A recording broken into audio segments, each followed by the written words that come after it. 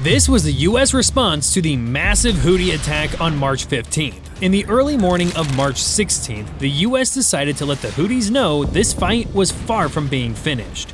Beginning just after midnight, the US continued their offensive against secondary targets not hit in the first day of battle. But little did the Americans know, the Houthis had one last trick up their sleeve.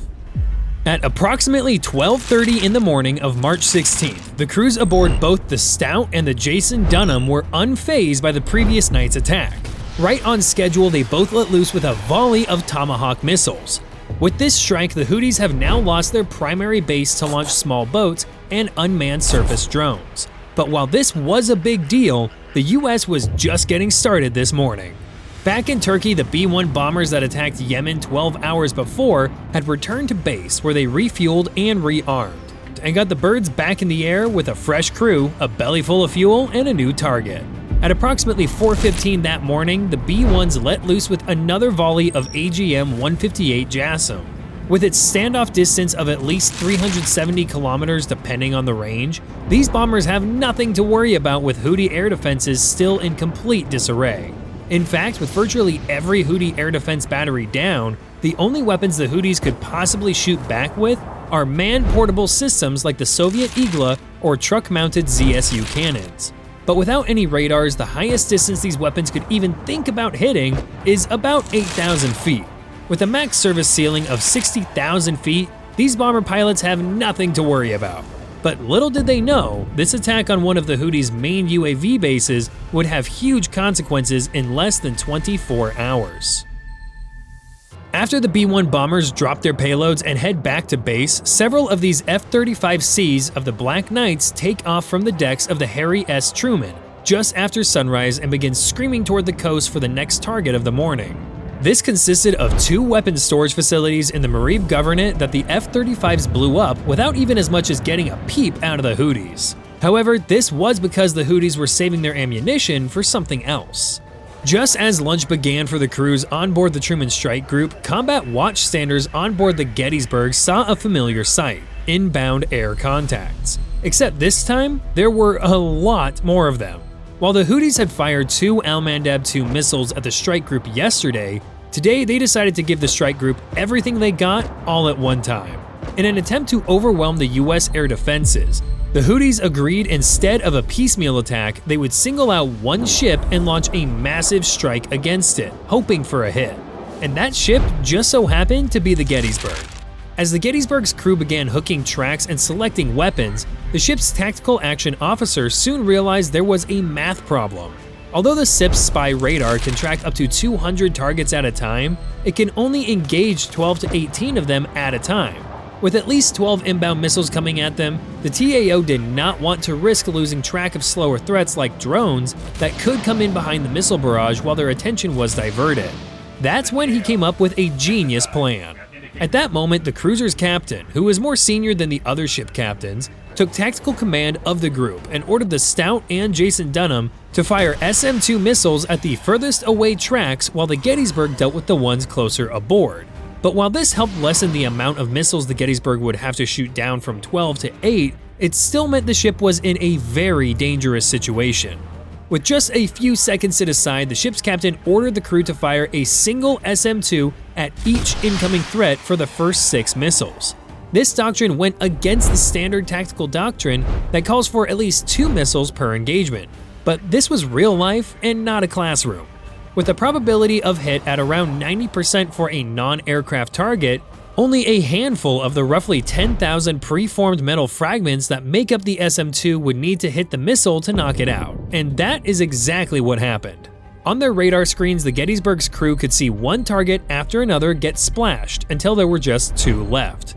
However, because the ships needed to conserve SM-2s, the captain made a bold, unorthodox decision.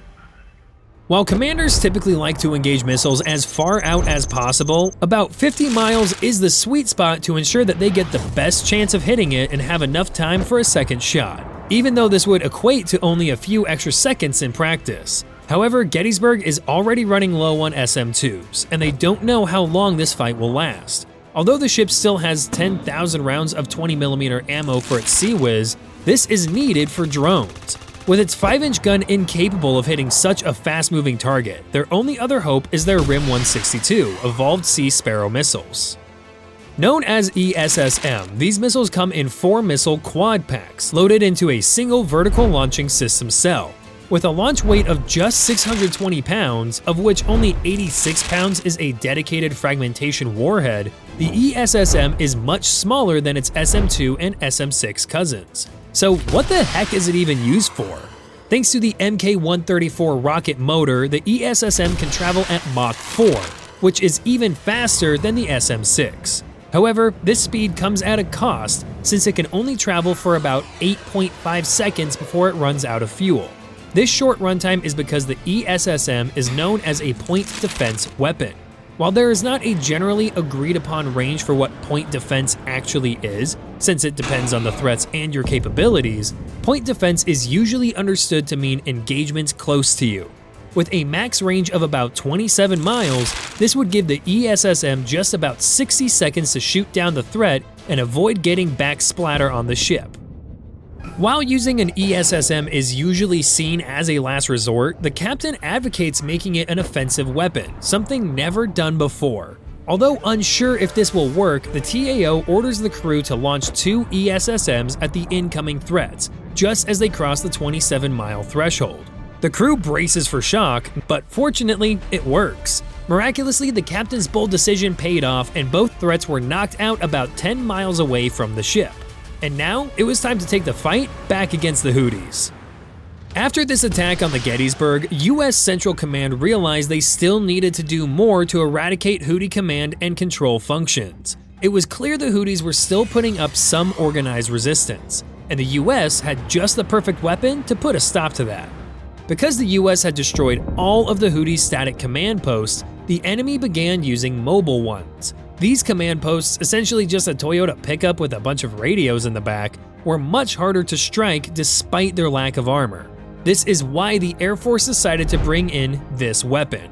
This bomb is known as the GBU-53 Stormbreaker. It is based on the unguided small diameter bomb, which has an overall weight of 250 pounds and uses just 105 pounds of explosives. But what makes this weapon special is because of what is on its nose. This is known as a tri-mode seeker. It gets its name because it has 3 different modes of operation that it can track targets with. The first of these is an imaging infrared seeker. With a 640 by 512 high-resolution array, it can detect thermal signatures like a truck's exhaust within 0.1 degrees of accuracy. However, because Yemen is mostly desert, tons of sand and dirt are in the air. Combined with the smoke from the raging fires around the country, this makes it very difficult for an IR seeker to work in this environment. That is where this second one comes in. Known as millimeter wave radar, this 94 GHz radar can see through practically any obscurant and still hit the target within a foot of accuracy. This means no matter the smoke, sandstorms, clouds, or whatever, this mode will see through it all with pinpoint precision. However, what if the target is moving? That is where the last mode comes into play. This third option is a semi-active seeker. With its internal laser designator, the seeker acts much like the SM-2 in its final phase of flight. Except this model can be used for the entire flight since the aircraft is not sending radar data to it while in the air. With this triple threat option, the pilots can either set it before they take off or allow the bomb to change its course autonomously mid-course, depending on weather conditions. But while we don't know which option they picked, we do know for sure they took out these mobile command posts. After conducting other strikes that day, including a Navy P-8 Poseidon launching missiles at some training camps, the Houthis decided it was time to avenge the attack on their drone facilities and remind the Americans they still had plenty to go around. As the Truman Strike Group sailors were preparing for another round of airstrikes after lunch, the escort ships picked up something odd on their radar screens. While these fast-moving tracks were definitely not aircraft or missiles, the radar was keeping a lock on them. After adjusting the settings on their spy radar, watchstanders soon realized that this was a drone swarm and it was coming right for the carrier. In order to let the escorts save their ammunition, the strike group commander decided to sortie every available F-18 the carrier could muster for emergency flight quarters. Within minutes, the first F-18s were rolling off deck, And if you look at their wingtips, you'll see quite a different loadout from before. This missile is called the AIM-120 AMRAAM. It is one of the primary air-to-air missiles carried by US fighter aircraft, and today it is going to be used against these drones. The F-18 Super Hornet can carry up to 10 AMRAAMs when in an air-to-air configuration. This consists of 2 on the wingtips, 6 under both wings, and 2 on the fuselage. With a speed of 4 times the speed of sound and a range of nearly 160 kilometers, the AMRAAM is an extremely potent air defense weapon. Designed to take out enemy fighters, the missile can and has taken down other targets like missiles, balloons, and today, drones.